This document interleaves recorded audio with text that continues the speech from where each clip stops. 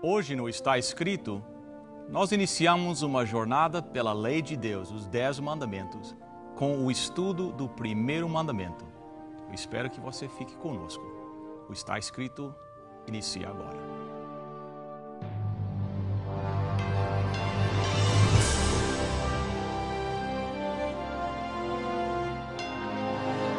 Venceu a prova do tempo.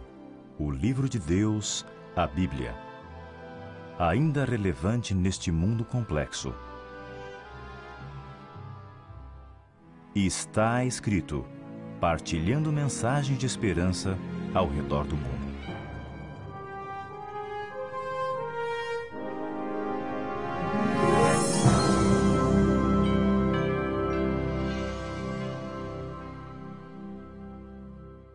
Bem-vindos ao programa do Está Escrito e hoje nós iniciamos uma jornada, eu acho que vai ser muito interessante, ao nós estudarmos a lei de Deus, os 10 mandamentos, mandamento por mandamento. E para nos ajudar nesse estudo, eu tenho 2 convidados especiais, um vindo do Brasil e um aqui de Toronto, área de Toronto, o Dr. Alberto Tim, está conosco do Brasil, e o pastor Gerlen Martins, da Igreja Adventista Portuguesa de Toronto. Senhores, bem-vindos ao programa do Está Escrito. Prazer. Obrigado, satisfação. Quem sabe, para iniciar, vocês podiam só dizer um pouquinho a respeito do trabalho que vocês fazem. Quem sabe, pastor, o senhor podia falar sobre a igreja aqui em Toronto, de benefício dos nossos telespectadores. Eu sou o reitor do Seminário Adventista Latino-Americano de Teologia e nós temos 7 escolas de teologia na América do Sul e agora vamos começar uma 8ª no norte do Brasil. E essa é a minha função. Que joia. Quantos alunos tem nos nossos seminários, mais ou menos? Nós devemos ter perto de uns 2.000 alunos. Que bênção, que bênção. Muito obrigado, senhor, por ter aceito nosso convite para estar aqui conosco. Um grande prazer. Obrigado. Pastor Gerlen. Nós trabalhamos com a comunidade portuguesa adventista aqui em Toronto e em Cambridge também, né? em Cambridge também. Nós temos lá um grupo começando agora. Estamos no número 260 da High Park e esperamos que toda a gente possa lá dar uma passadinha e visitar-nos, né? Portanto, é um prazer estar aqui. Estamos a serviço da comunidade portuguesa aqui em Toronto. Obrigado. E o pastor Gerlen, muitos devem conhecer, ele foi orador do nosso programa durante muito tempo e de vez em quando aparece na nossa... De vez em quando, Que bom. É um prazer. Bem, eu achei importante que nós fizéssemos um estudo sobre os 10 mandamentos. Como nós falamos, pastor, no último programa, existe muita confusão, eu creio, com respeito aos 10 mandamentos. Tanto dentro do mundo pós-moderno, como mesmo dentro da igreja cristã. Os pós-modernos dizem que não existe lei, não é necessário, não existe absoluto, não existe o bem e o mal, tudo é dependendo da situação. Nós dizemos em inglês situational ethics, né? Dependendo da situação. Aí até que dá para entender, porque não sou um povo cristão, mas aí você vem para dentro da igreja cristã e lá você encontra confusão também. Alguns cristãos dizem que a lei de Deus foi abolida, que seguindo a lei é legalismo, nós não somos salvos pela lei. Outros, a lei que eles dizem os 10 mandamentos não é igual a como aparece na Bíblia. Então, eu achei que nós devíamos, quem sabe, tentar esclarecer isso e usar a Bíblia como nosso guia para entender isso. E hoje começamos com o primeiro mandamento. Ok. Se encontram em Êxodo capítulo 20, né? No verso 3, né? Não terás outros deuses diante de mim. É interessante como os 10 mandamentos começam, né? Logo com esse, porque quem sabe se a pessoa não obedece esse, nem adianta os outros 9, né? Exatamente. Né? Doutor Tim, será que o senhor é expert nisso? Será que existe alguma interpretação interessante na estrutura linguística aqui do primeiro mandamento? Porque tem algumas coisas que são interessantes para mim, que diz, por exemplo, outros deuses. Mas não existe outros deuses, né? Só existe um Deus, né? Entendeu? O que significados, né, que nós podemos tirar aqui deste... Bom, nós temos que reconhecer que, em realidade, os 10 mandamentos foram proclamados, nesse caso aqui, embora a lei seja eterna e os princípios da lei sempre existiram, porque, como vimos no nosso último programa, Os 10 mandamentos são uma expressão do próprio caráter de Deus. Então, nós não podemos dizer que o caráter de Deus começou a existir numa época quando Deus já existia. Mas, nesse caso aqui, lamentavelmente, quando Israel saiu do Egito, e lembra-se que o Egito era uma sociedade essencialmente politeísta, certo, onde adoravam muitos deuses. E se você estudar um pouquinho a história, a cultura do Egito, você vai ver quantas divindades diferentes existem. O país que eu visitei até hoje que mais me impressionou foi o Egito. Por quê? Porque é realmente toda a arquitetura egípcia antiga é praticamente para resolver o dilema da morte. Então você vai ver que as pirâmides eram urnas mortuárias, o Vale dos Reis e das Rainhas ali também. Você tinha os sarcófagos ali, tudo pintado, ilustrado.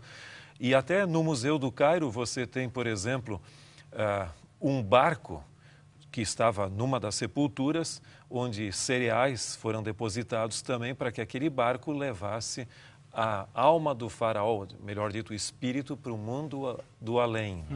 O próprio sistema de embalsamar, o objetivo era basicamente para que quando o espírito Ra viesse, Ra, o nome que se dava, que esse espírito então pudesse reconhecer o corpo ali. Agora, os israelitas tinham muitas opções de deuses e eles foram para uma outra cultura cananita, também politeísta. Em realidade, até o cativeiro babilônico, a grande tentação do povo de Deus era a busca de outros deuses. Mas isso não quer dizer que só a idolatria é uma forma de transgressão desses mandamentos. Eu posso adorar divindades visíveis, posso adorar meu conhecimento, posso adorar a minha pessoa, minhas propriedades ou outras pessoas. Então, todos nós estamos sujeitos à idolatria ou ao politeísmo quase, com tantas divindades que a gente não diria que seriam, mas que tudo aquilo que substitui ao Deus soberano, Criador, Mantenedor e Redentor, no universo se torna uma divindade. Eu tenho um comentário interessante para complementar o pensamento. Abraão, como vamos estudar, ou penso que já se estudou a respeito desse assunto, ele conhecia a lei de Deus. E Deus havia prometido a ele que ele seria pai de uma grande nação e disse a ele que a descendência dele ficaria 400 anos no Egito como uma nação escrava. E, na realidade, foram 430 anos que o povo de Israel ficou em contato com essa cultura pagã. Então, 430 anos vendo diariamente o politeísmo dos egípcios, então era natural que Deus fizesse esta recomendação, não terás outros deuses, porque eles estavam diariamente, há 430 anos, envolvidos com essa adoração, ou melhor, os egípcios, né? Então Deus tinha que dizer isto para que eles sentissem que, olha, não tem outros deuses, só existe um, que sou eu. Né? O que significa ter um Deus? Não terás outro Deus. O que significa ter um Deus? É interessante que o texto, a última expressão é significativa, diante de mim, na presença de. Quer dizer, longe de Deus eu posso ter, na presença não. Veja, o significado, em realidade, da expressão no original não quer dizer necessariamente isso, mas seria em competição comigo. Em um Deus além de mim. Então, em outras palavras, a ênfase do texto é exclusividade. Em todo o universo, só existe um ser, que é Deus, digno de adoração, de reverência e de culto. Agora, eu encontrei também uma pessoa que me disse certa vez, e quem garante que não existam outros universos com outros deuses? Uau. Aí eu respondi para essa pessoa dizendo o seguinte, eu creio que a palavra universo significa tudo que existe e pode existir. Eu não colocaria outros universos. Existe um só universo e um só soberano, Deus criador e mantenedor de todas as coisas, que é aquele que em hebraico se chamaria de Yahweh, ou seja, o Senhor, ou Jeová, em português às vezes é usado. O que podia ser um Deus? Nós hoje não vivemos num mundo, nós não estamos no cativeiro egípcio. Quem sabe até a maioria dos nossos telespectadores são cristãos e dizem, bem, isso, na realidade, esse mandamento não se refere, eu reconheço que existe só um Deus, mas será que alguém pode estar transgredindo o primeiro mandamento, reconhecendo que existe apenas um Deus? O pastor Tim mencionou isso agora, né? Que não precisa ser necessariamente um Deus de pau ou de pedra, mas pode ser uma situação como, por exemplo, um sentimento, ou uma pessoa, ou o meu trabalho, ou um objeto, ou uma casa, ou qualquer coisa nesse nível, entendeu? Tudo aquilo que ocupa o lugar de Deus na minha vida ou que toma muito da minha atenção, das minhas energias, da minha vontade e que manipula e que controla a minha vida. Isso pode ser objeto, pode ser um sentimento, pode ser uma série de coisas, não necessariamente uma divindade em pau ou pedra. É interessante que isso pode se tornar uma pessoa também. Eu vi uma vez um sermão que eu achei muito interessante, onde a pessoa, uma mulher que estava pregando, mencionou que no caso de Abraão, Deus pediu para ele sacrificar o seu filho Isaque. Entre outros motivos, obviamente, o fato de que para Abraão o filho da promessa estava se tornando quase que um substituto a Deus. Então, eu posso com facilidade, quem sabe, transformar a minha esposa, o meu cônjuge, um filho, um familiar, em um substituto a Deus, ao qual eu devoto mais amor, mais atenção do que ao próprio Deus.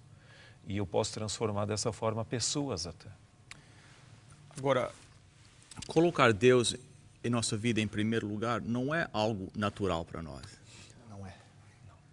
Vai contra a nossa natureza. Yeah. O que é necessário fazer para que Deus possa realmente ocupar esse primeiro lugar na nossa vida? Eu tenho um parecer pessoal, porque essa é uma luta que eu enfrento no meu dia a dia. E eu sei que isso... Todos nós, né?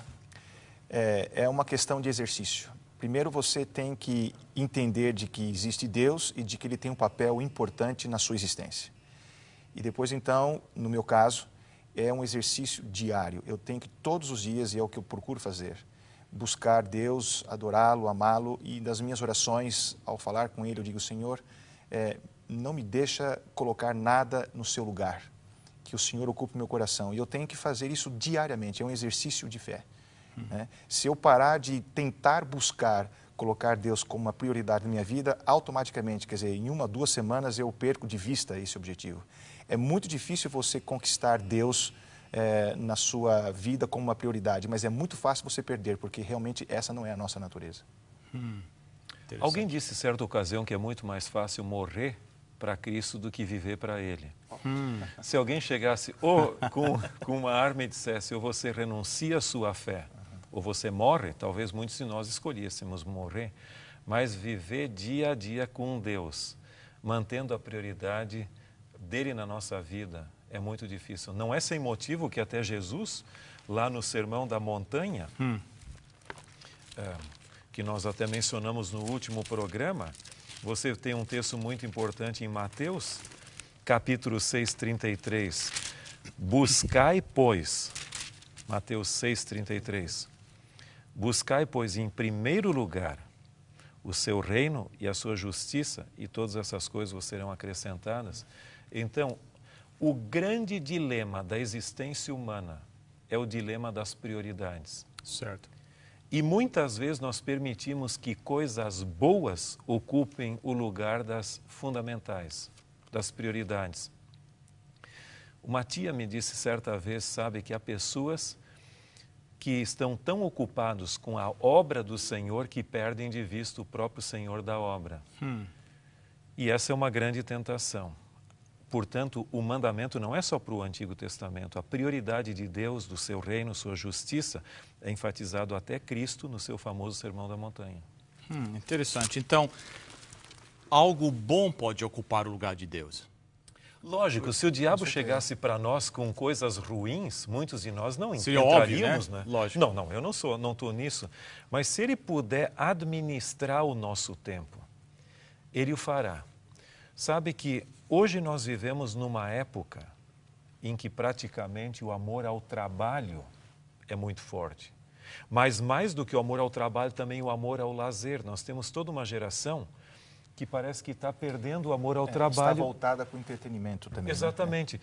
E isso é praticamente um processo, como se diz em inglês, endless. Yes. Você tem tantas tentações que você vem para casa não mais para um culto familiar, para um diálogo com a sua família, mas você fica escravo da televisão, da internet, de tudo mais. Então, nossa geração tem tempo para tudo, menos para Deus. Eu gostaria de fazer um comentário sobre isso, porque ao estudarmos a Bíblia, nós vamos perceber que praticamente Satanás, que originou o mal, ele desobedeceu esse mandamento lá porque ele se colocou no lugar de Deus e queria ser igual a Deus. E ao o mundo ter sido criado e ao Satanás ter levado o mundo a se rebelar contra Deus, hoje praticamente tudo que você encontra na mídia à sua volta enaltece o eu. Você é prioridade, você pode, você quer, você consegue. Entendeu? Então, a mídia, tudo à nossa volta afasta você de Deus e coloca você no lugar de Deus. Então, um dos grandes objetivos de Satanás é fazer você adorar a você próprio. Eu acho que, em última instância, esse é o objetivo dele, é você adorar a você próprio, porque esse foi o problema dele lá. Tem uma autora que menciona o seguinte, que a essência dos ensinos de Cristo é a negação do próprio eu. Mas numa sociedade humanista, é muito difícil isso ocorrer, porque até o próprio sistema da autoajuda fala que a potencialidade está em você. Existe aqui dentro, né? Enquanto o texto bíblico diz que tudo posso naquele que me fortalece. Mas nós brincamos de Deus, cada um é o seu próprio Deus. Tanto é que o liberalismo coloca Deus dentro de nós mesmos. O liberalismo teológico com Schleiermacher, que quase cai ao panteísmo, ou seja, Deus em todo lugar. Certo. E eu acabo sendo uma espécie de Deus para mim mesmo. Eu lia que um desses psicólogos, não tão psicólogo, mas nós temos os motivational speakers, ele fala que você dentro de você tem aquele gigante, tem aquele potencial, você tem que acordar esse gigante dentro da sua vida. Se acordando esse gigante, esse potencial, você consegue tudo. E é contrário à realidade do que a Bíblia diz, né? A satisfação na vida não vem, a alegria na vida não vem em nós buscarmos as coisas da vida, mas nos entregar por completo a Deus. E com Deus você pode tudo. Pode tudo. Entendeu? É completamente oposto àquilo que a nossa sociedade diz, né? O prefácio do livro O Desejado de Todas as Nações é muito bonito. O prefácio dos editores diz que em cada ser humano há um vazio. Em vão procuram as pessoas preencher esse vazio com riqueza, com conhecimento, com trabalho, com posições políticas ou acadêmicas que a pessoa exerça. E aqueles que procuram fazer isso sentem que depois de ter aparentemente preenchido esse vazio, eles sentem um vazio. Que esse vazio ainda continua existindo. Diz que esse vazio é um vazio que só Cristo pode preencher na vida. E foi feito exatamente com esse objetivo. É o que a Bíblia menciona sobre a cisterna rota. As pessoas que vão procurar satisfazer as suas necessidades na cisterna rota, então eles nunca vão conseguir, na realidade, satisfazer. Por isso que a Bíblia compara Jesus como a água viva, que quem se satisfaz dessa fonte nunca mais volta a ter sede. Ou pelo menos essa fonte nunca se esgota. Eu creio também que a própria crença na não existência de Deus, ou você podia chamar de ateísmo, é uma forma de idolatria também, onde eu creio na não existência de Deus e faço a não existência de Deus no meu próprio Deus. Certo. Em cima de Deus. Exatamente. Às vezes nós, pastores, temos sido criticados, e de certa forma uma crítica válida, que às vezes nós apresentamos a Deus, como alguém disse, como se fosse um paraquedas espiritual. É bom ter a Deus. Na hora da necessidade. Na hora da necessidade, mas o desejado é nunca ter que usar, né? E eu acho que este primeiro mandamento está nos dizendo que não, em primeiro lugar é Deus para tudo. Que o primeiro ato meu da minha vida é me entregar por completo a Deus. E como resposta a isso, Deus vai providenciar aquelas coisas que eu necessito para mesmo porque A gente não pode perder a noção de que se eu respiro a cada minuto, se meu coração bate a cada segundo, é porque há um Deus por trás. Os cientistas, os racionalistas procuram dar uma explicação racional e científica para todos esses fenômenos, a vida, mas, em última instância, se nós pensarmos e se somos cristãos e aceitamos a palavra de Deus, nós respiramos e vivemos, nos movemos e existimos só porque Deus constantemente está a olhar para nós. E é por isso que em Salmos se diz que o guarda de Israel nem dorme, só para poder ficar cuidando de você a cada segundo. Então, quando nós pensamos num Deus que tem tanto amor e tanto cuidado por mim, então eu não vou ter prazer em adorar nada, nem a mim, nem a ninguém. Eu vou sempre querer agradecer a esse Deus maravilhoso que me faz viver. Agora, na realidade, se torna bem mais fácil quando as coisas estão indo bem, né? E quando as coisas, às vezes, se dão pelo mal, vem a doença, vem o desespero, o desemprego. Né? Hoje, tantos nossos telespectadores estão sofrendo com isso. O que alguém pode fazer nessas horas difíceis? Que eu creio que nessa hora é interessante, que é a hora que, quem sabe, que nós mais precisamos a Deus, mas às vezes é a hora que nós nos afastamos mais de Deus. Até culpamos a Deus por essas coisas. Tem um pensamento que diz que toda pessoa que chega a extremos ora. Quando eu estou totalmente agradecido a Deus por uma coisa que aconteceu que eu não esperava, até o indivíduo que nem toma muito a sério a Deus acaba desenvolvendo um senso de gratidão a alguém superior a ele. Interessante. Ou quando alguém está numa desgraça absoluta. Agora, você tocou num ponto significativo, que é muitas vezes as pessoas passam a culpar a Deus pelas desgraças que sobrevêm à vida, quando na verdade a existência do mal, chamado na Bíblia de Lúcifer, Satanás, ou antiga serpente, há vários nomes usados para ele. Inimigo é um deles, né? Exatamente. E é real, e compete com Deus. Então, até que ponto Deus permite que o mal opere? Ele também não pode eliminá-lo totalmente, pelo menos na atual conjuntura. Mas um ponto é certo, todo bem provém de Deus. O mal tem outra fonte e nós nunca deveríamos jamais culpar a Deus pelo mal. Como disse alguém, Deus não permitiu, aliás, não prometeu eliminar de nossa vida todas as tempestades, mas Ele promete estar conosco em meio à tempestade. E isso faz toda a diferença na vida. É o que diz o Salmo 23, né? Ainda que eu andasse pelo vale da sombra da morte, não temeria mal nenhum, porque tu estás comigo. Pastor Gerling, o texto não diz que não haveria vale da sombra da morte. Pois é. O próprio Filho de Deus sofreu.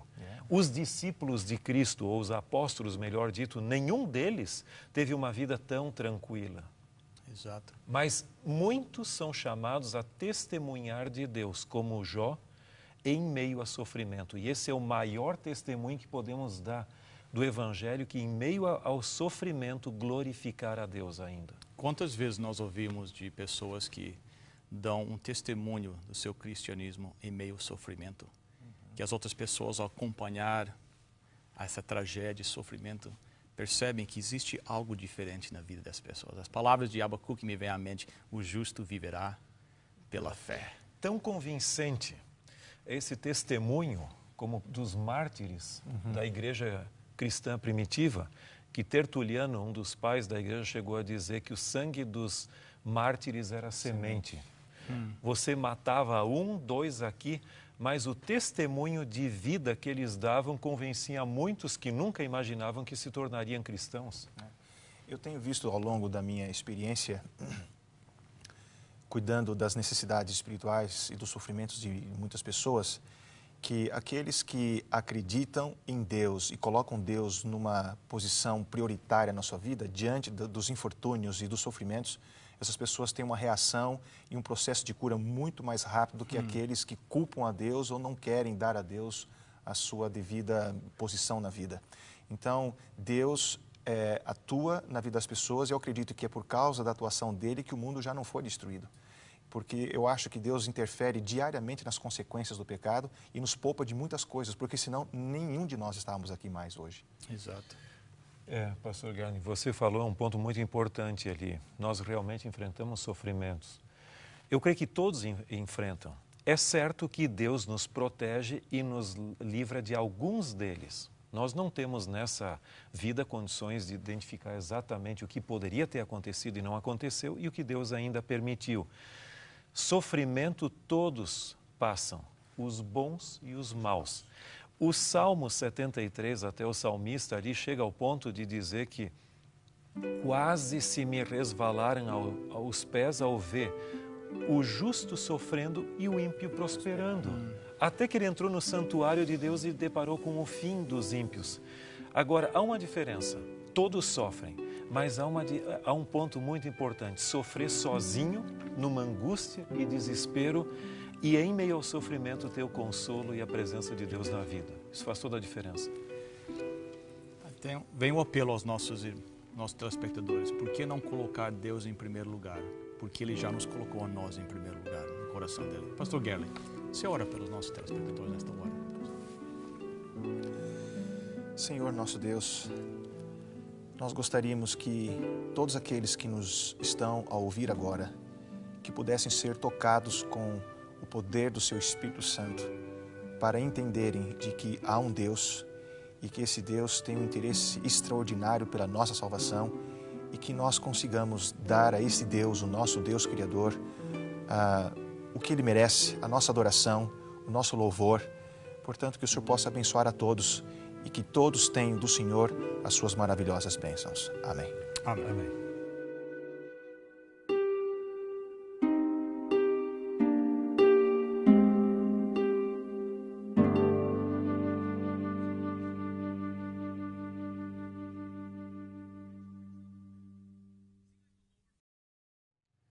Pastores, muito obrigado pela sua presença aqui. Foi um prazer. E gostaríamos de agradecer também aos nossos telespectadores. Nós vamos estar cá na próxima semana. No entretanto, lembre-se do nosso website, estaescrito.ca. Até a próxima semana. Está escrito: nem só de pão viverá o homem, mas de toda a palavra que procede da boca de Deus.